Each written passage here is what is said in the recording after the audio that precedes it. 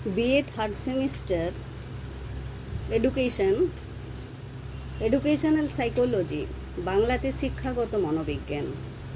শিক্ষাবিজ্ঞানের তৃতীয় বর্ষে শিক্ষাগত মনোবিজ্ঞান একটি গুরুত্বপূর্ণ বিষয়, যা শিক্ষার্থীদের শেখার প্রক্রিয়া, জ্ঞানীয় বিকাশ এবং শিক্ষাগত পরিবেশে তাদের আচরণ বোঝার জন্য মনোবিজ্ঞানের নীতি ও তত্ত্বগুলির ব্যবহার করে থাকে।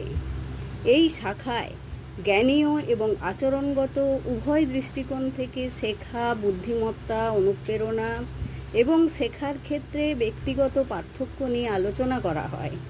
এটি শিক্ষার্থীদের বিভিন্ন উপায়ে নতুন দক্ষতা অর্জনে সহায়তা করে।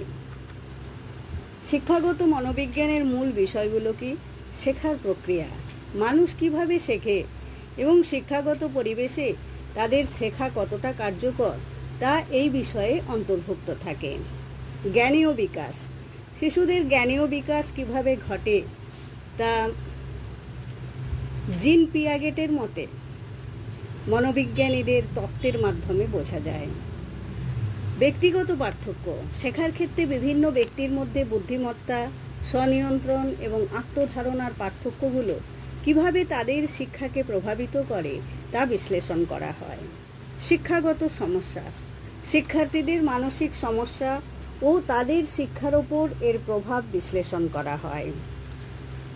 গুরুত্ব, শিক্ষাগত মনোবিজ্ঞান শিক্ষার্থীদের বিভিন্ন পরিবেশে নতুন দক্ষতা শিখতে সাহায্য করে।